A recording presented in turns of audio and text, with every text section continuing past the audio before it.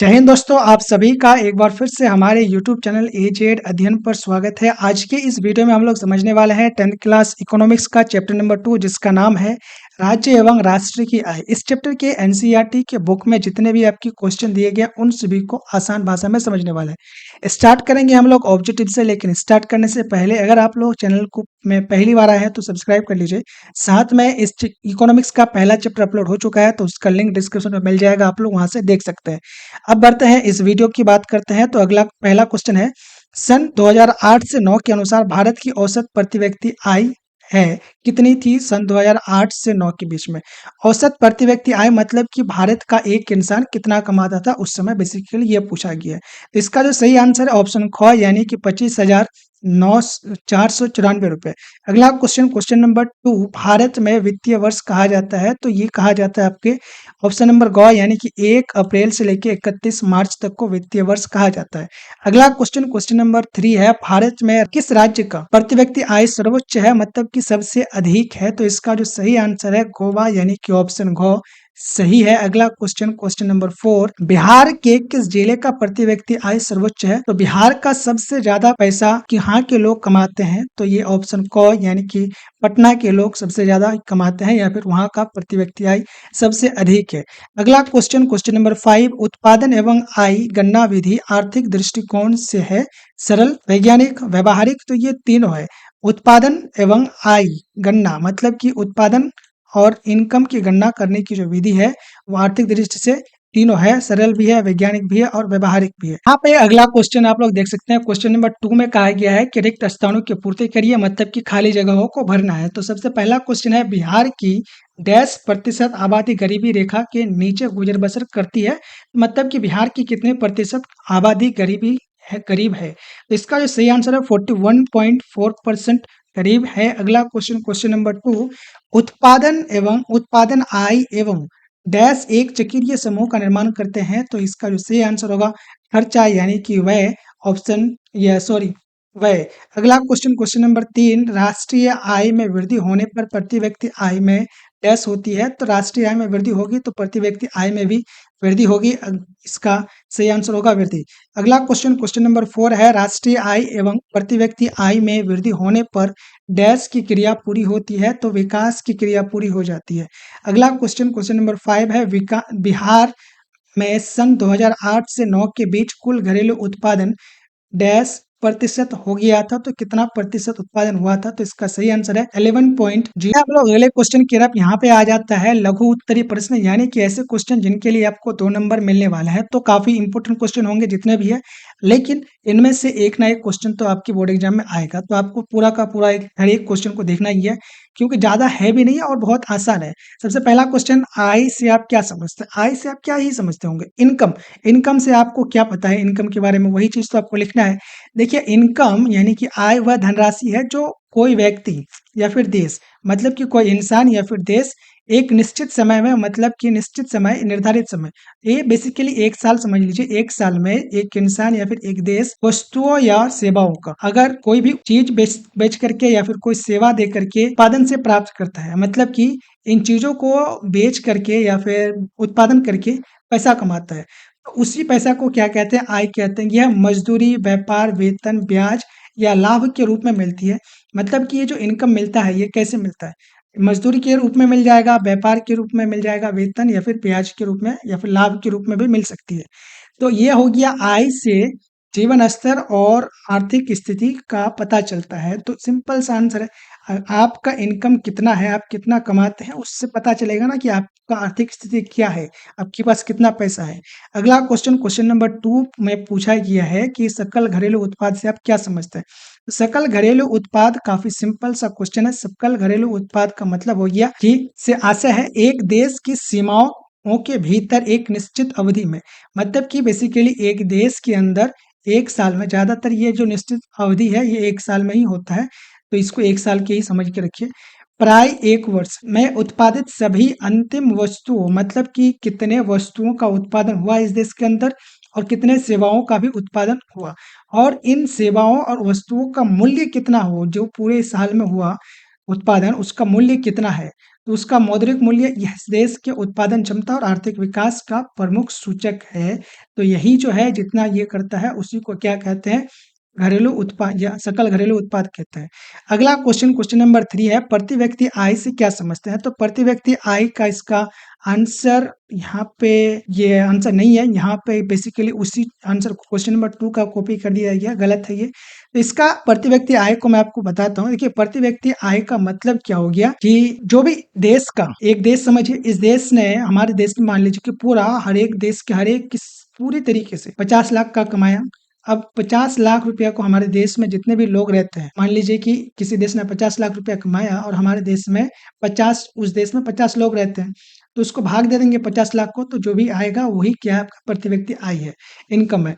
अगला क्वेश्चन की ओर बढ़ते हैं, इसको और डिटेल में समझाया जा सकता था क्वेश्चन नंबर 3 को, लेकिन आज के लिए इतना ही रहने दीजिए। क्वेश्चन नंबर 4 में पूछा गया है कि भारत में सर्वप्रथम राष्ट्रीय आय की गणना कब और किसके द्वारा किया गया था? देखिए राष्ट्रीय आय की गणना सबसे पहले आपको ऑब्जेक्ट सही गलत में भी बता चुका हूं मैं कि भारत में सबसे पहले राष्ट्रीय आय की गणना दादा भाई नौरोजी ने सन 1868 ईस्वी में किया था।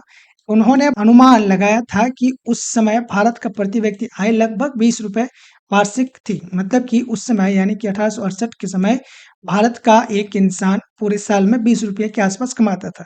यह प्रयास भारत की आर्थिक स्थिति समझने का प्रथम प्रयास था, मतलब कि पहली बार कोशिश किया गया था। काफी सिंपल है, इसको आप कोई भी लिख सकता है। क्वेश्चन नंबर 5 है, भारत में राष्ट्रीय आय की गणना किस संस्था के द्वारा किया जाता है? कौन करता है? तो इसका सही आंसर है, भारत में राष्ट्रीय आय की गणना केंद्रीय सांख्यिकी संगठन CSO द्वारा की जाती है। सिंपल सा इतना लिखना है। ये संगठन विभिन्न क्षेत्रों से आंकड़े एकत्रित करते हैं, मतलब कि अलग अलग क्षेत्रों से जो भी डिटेल वगैरह जानकारियां प्राप्त करती है और राष्ट्रीय आय का अनुमान लगाता है। इन आंकड़ों से सरकार विकास योजना और नीतियां बनाती है। अगला क्वेश्चन की ओर बढ़ते हैं, क्वेश्चन नंबर 6, राष्ट्रीय आय की गणना में होने वाली कठिनाइयों का वर्णन करिए, मतलब कि कौन कौन सी परेशानियां होती है? तो भारत जैसे विशाल और विविध देश में राष्ट्रीय आय की गणना कठिन कार्य है, मतलब कि भारत एक बहुत बड़ा देश है और अलग अलग विविधता वाला देश है। तो इसमें क्या होता है कि ये बहुत ज्यादा कठिन है। असंगठित क्षेत्र से सही आंकड़े नहीं मिल पाते हैं। कृषि पर प्राकृतिक आपदाओं का असर होता है, मतलब कि खेती में प्राकृतिक आपदाएं आ जाते हैं, बाढ़ आ गया, भूकंप आ गया, उससे नुकसान हो जाता है। घरेलू कार्य का मूल्यांकन नहीं पता लग पाता और वस्तु विनिमय जैसी गतिविधियों का मापना मुश्किल होता है। अगला क्वेश्चन की ओर बढ़ते हैं, क्वेश्चन नंबर 7 है, आय का गरीबी के साथ संबंध स्थापित करें, मतलब कि इनकम का गरीबी के साथ संबंध क्या है? देखिए आय और गरीबी का गहरा संबंध है। कम आय होने पर लोग अपनी बुनियादी आवश्यकताएं जैसे कि भोजन, वस्त्र और आवास, तो ये चीजें तो जरूरी होती है, किसी भी इंसान को भोजन, वस्त्र और आवास नहीं पूरी कर पाते हैं। गरीबी में जीवन बिताते हैं, वही अधिक आय गरीबी को घटाती है और इसीलिए प्रति व्यक्ति आय गरीबी मापने का प्रमुख सूचक है।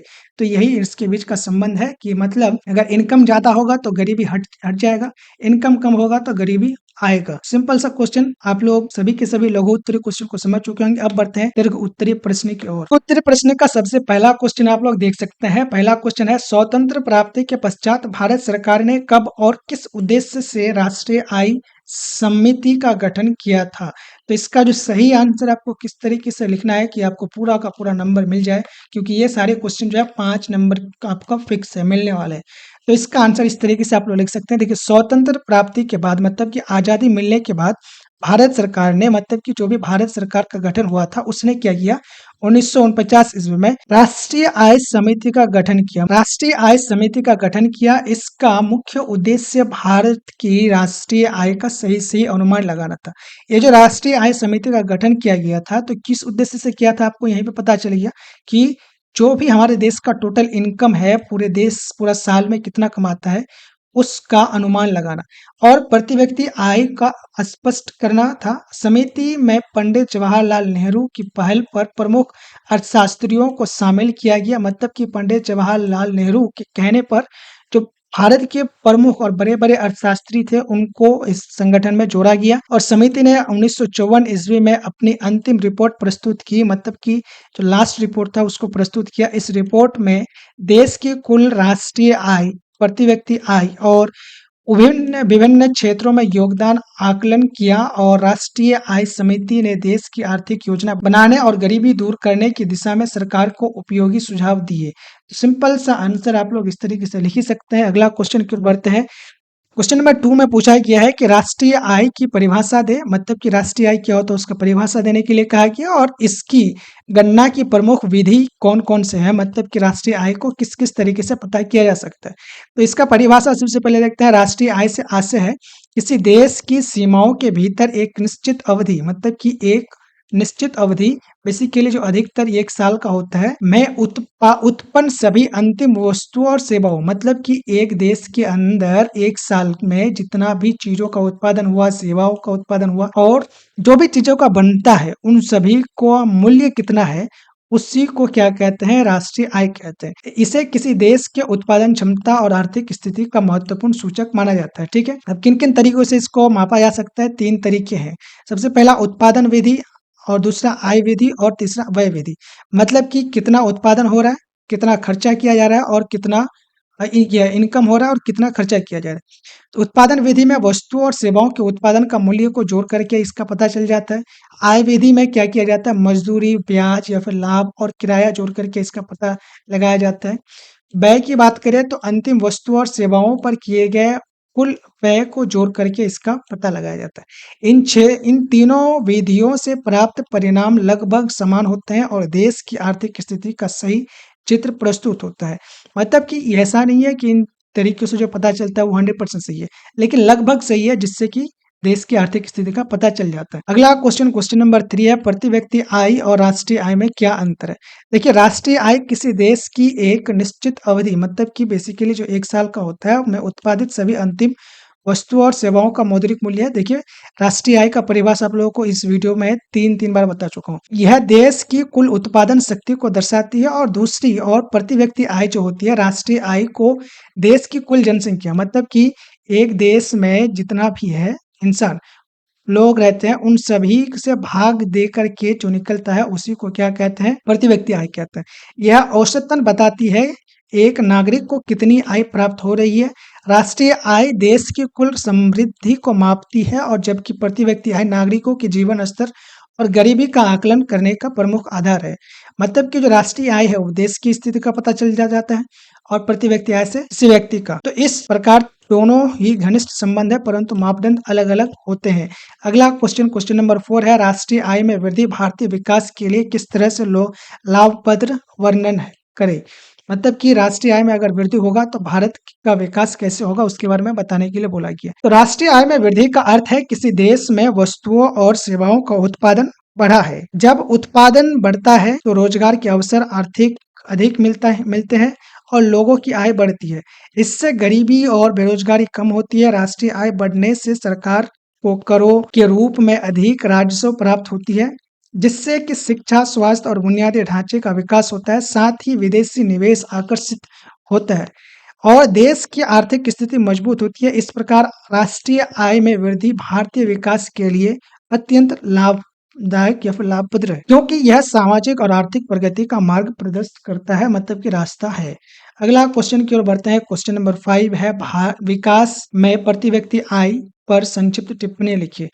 तो प्रति व्यक्ति आय विकास का एक महत्वपूर्ण मापदंड है। यह किसी देश की राष्ट्रीय आय को उसकी जनसंख्या से विभाजित कर प्राप्त की जाती है। इससे पता चलता है कि औसतन एक व्यक्ति को कितनी आय मिल रही है और यदि किसी देश की प्रति व्यक्ति आय अधिक है तो इसका अर्थ है कि वहाँ के लोग समृद्ध और उनका जीवन स्तर अच्छा है। वहीं अगर कहीं किसी देश का कम है तो वहाँ गरीबी और पिछड़ेपन का सूचक है।